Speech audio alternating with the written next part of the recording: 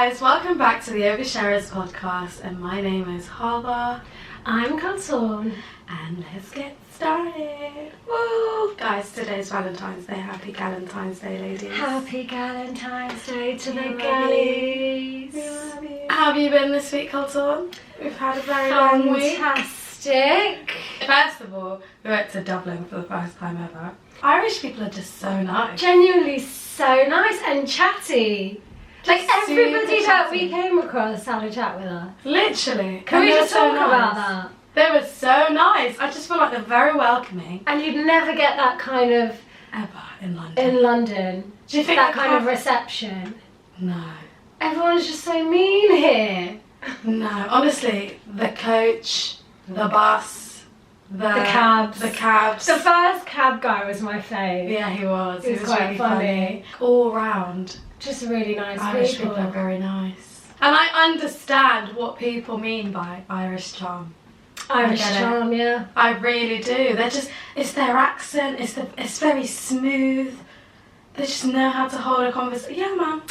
Listen, if there's any Irish smileys out there, Holla at us. Holla at us. We really want to speak. We want to understand what makes London depressing. Because honestly, I've seen a different life.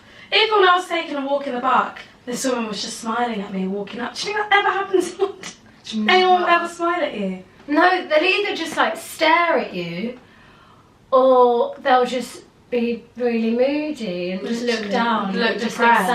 sad. Do you remember we were on the tube back? And then I was like, doesn't this remind you of New York? Oh my god, New York was very depressing on the tube. Oh, my it's god. horrible.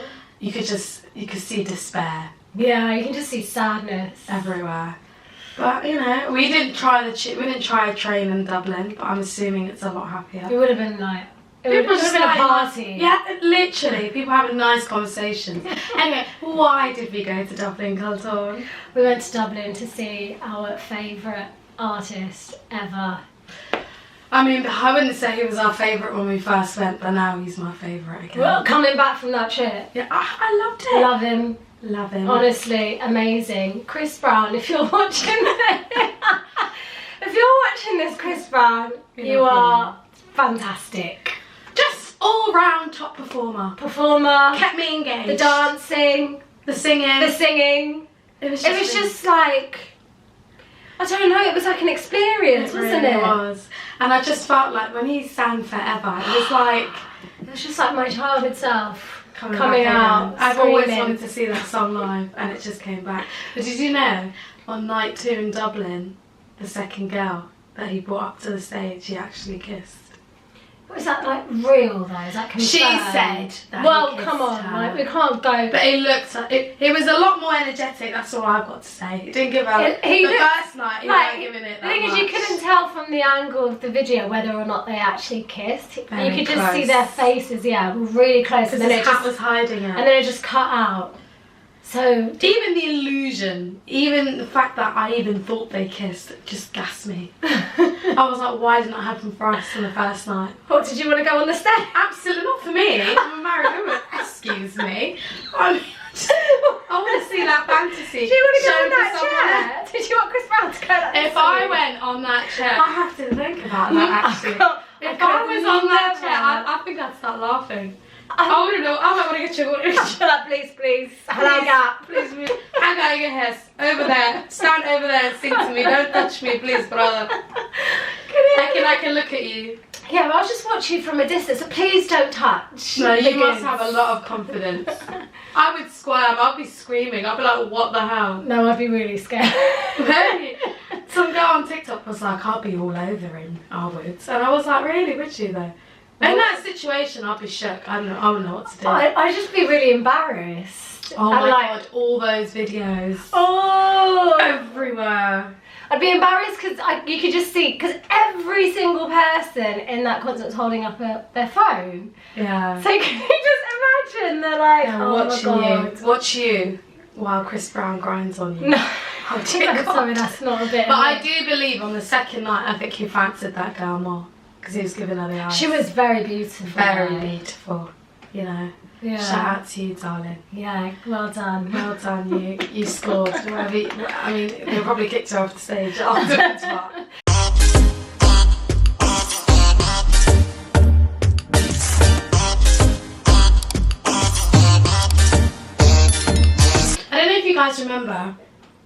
2 or 3 weeks ago, we asked you guys to send us some happy stories. Some happy relationship stories or marriage-related stories.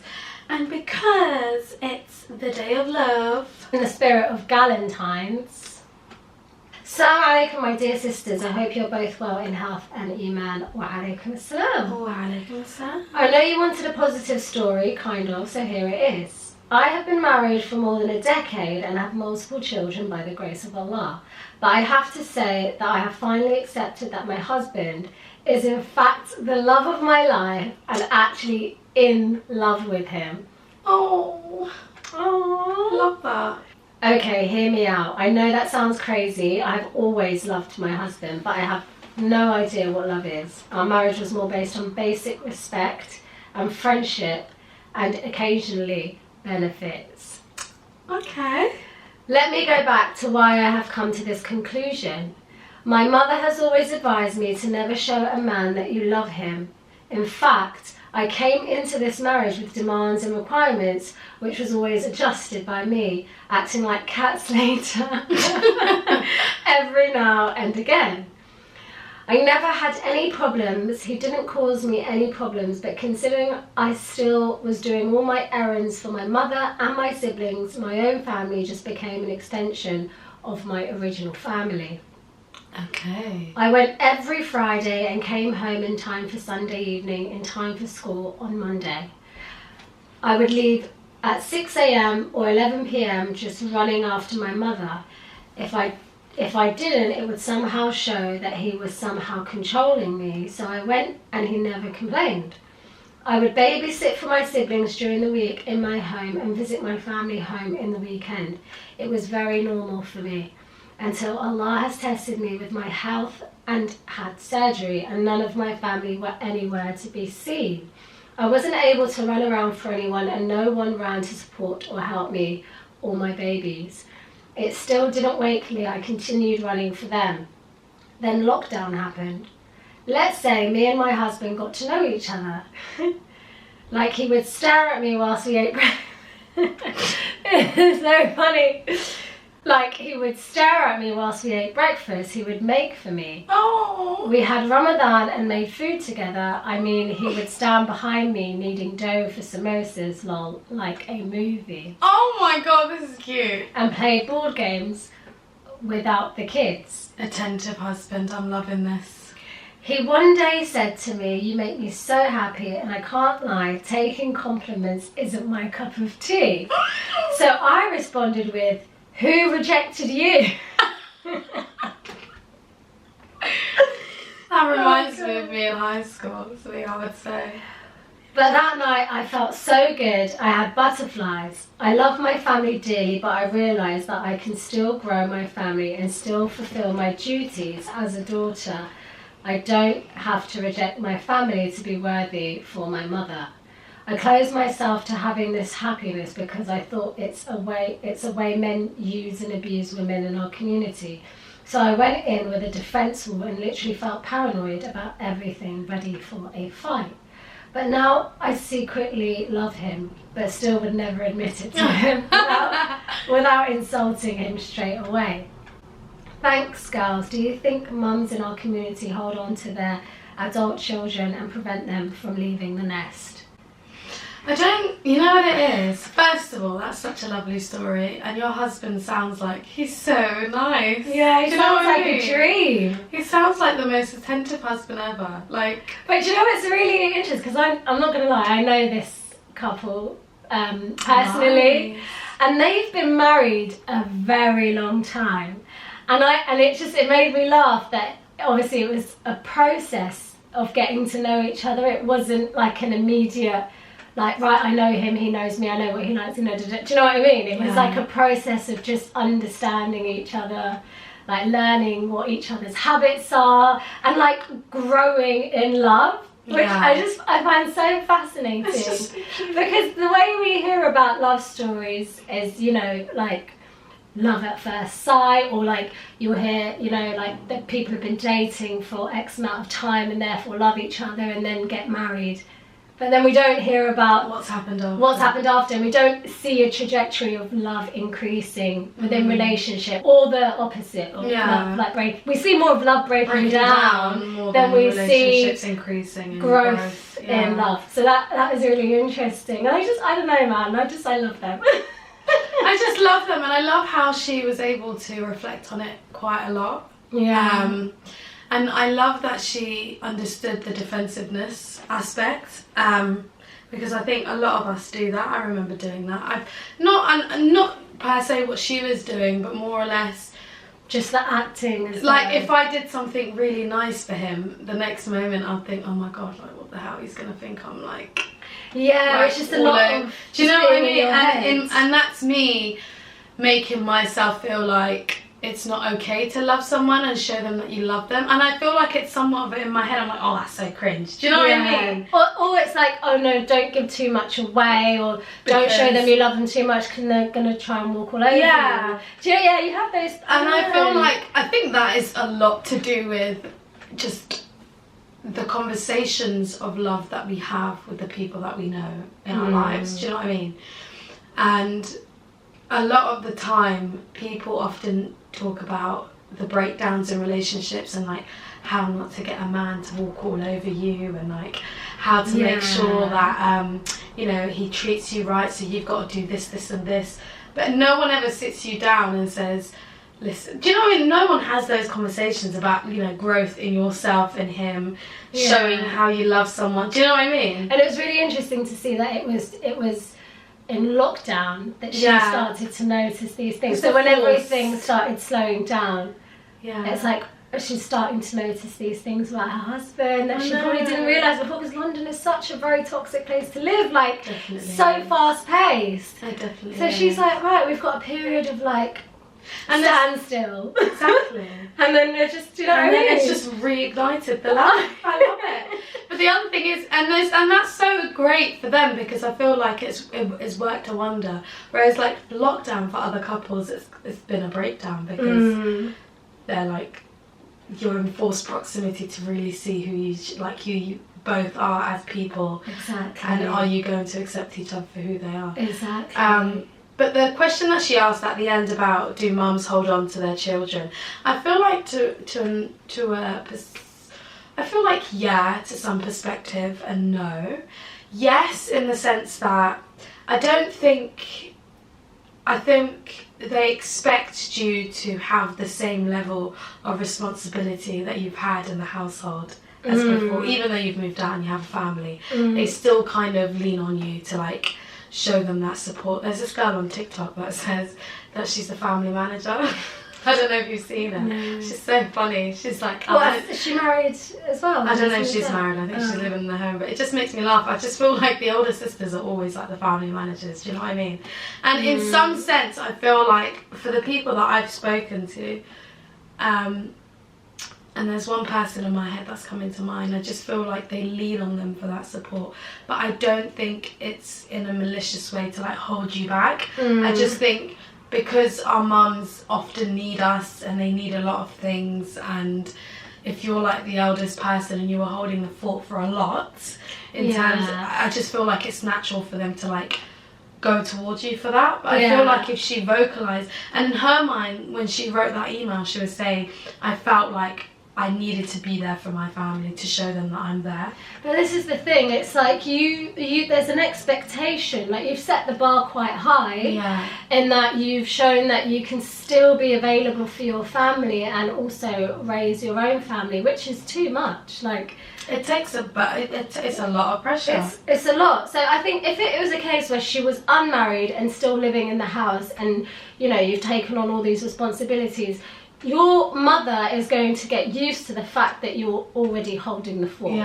So when you leave and you've got your own family, I think the issue here is she hasn't kind of taken a step back from her family. I feel like she's still very much doing the things that she was still doing. And this is the issue, is the fact that you can't do both. But I think it's the fear that she feels like she's letting down her family that's stopping her from I agree with that. But it's like sometimes you've got to like it's really sad, but you've got to put yourself first. Yeah. You've got to put your family first, because otherwise you're just going to stretch yourself thin.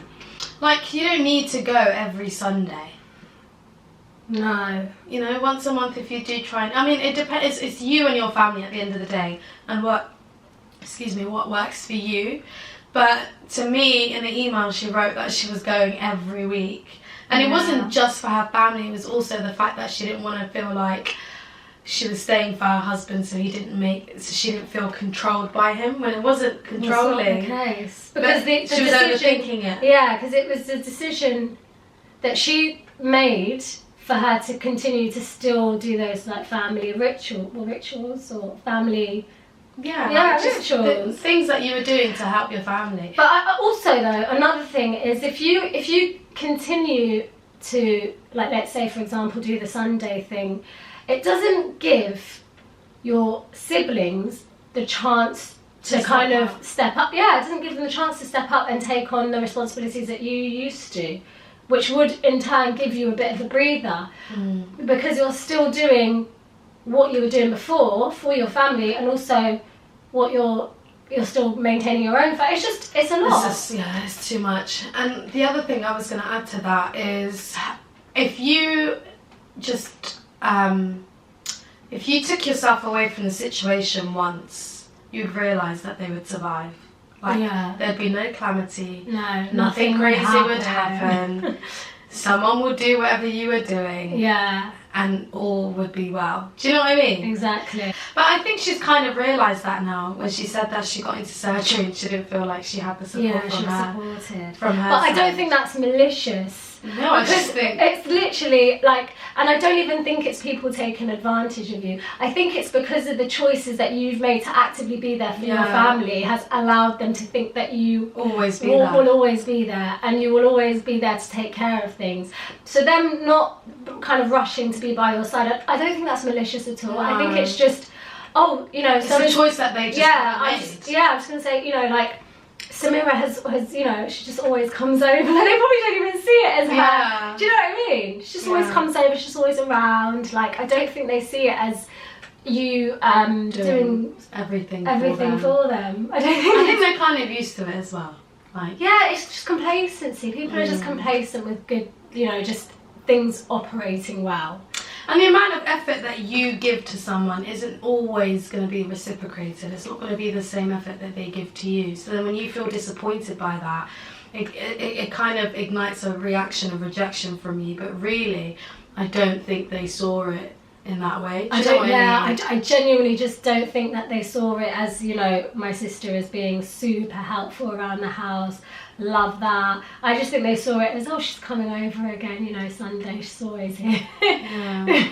But I think, like, there's another thing about London and the London culture that we have, and I feel like a lot of people can relate to this.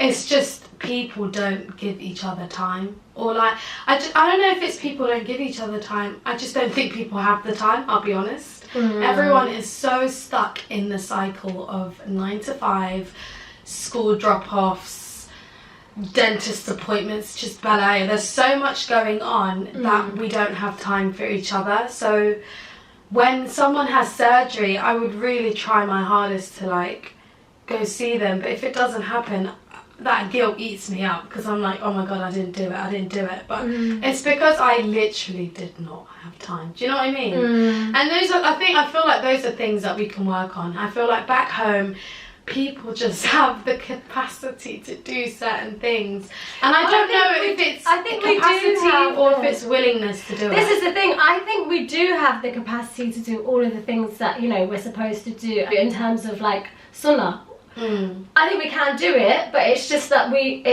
just put ourselves in a routine, and then sometimes it's like, I don't think I can do this because I've already got this to do. Do you know what I mean? So it's just, I don't know, it's hard, but we definitely have the capacity. It's what we put in our heads. I think it's a sense of community as well that we don't have, I don't feel like. The sense of community, and what I'm talking about is, like, when someone's sick back home, everyone goes to see them. But you can still visit sick people here. Yeah, you can, but I just feel like there's a sense of selfishness in this in the way that we all live. Absolutely. No, but it's obviously like a Western, like, do you know what I mean? I just don't think I get there is an element of that, but also it's like we can't allow ourselves to be indoctrinated by Western values to the point where we're unable to do things like visit the sick or you know, keep the ties of kinship. I think all of these things can be done. It's literally what we tell ourselves. Do I have capacity to do this? Yes or no? Do I have time to do this? Yes or no? We have the time because, do you know what I mean? A lot of it goes on just us scrolling on TikTok. Sometimes I feel like, and I'm talking, I don't know how to say this without this sounding really mean, but I just feel like sometimes people just don't give a shit, in the sense that, not about her, but in the sense that, like, there's just people have so much going on in their mind, and you just put yourself in your bed and you go on your phone just to fucking forget about your own problems, do you know what I mean? Yeah. So it's like, I don't know how people can get themselves out of that.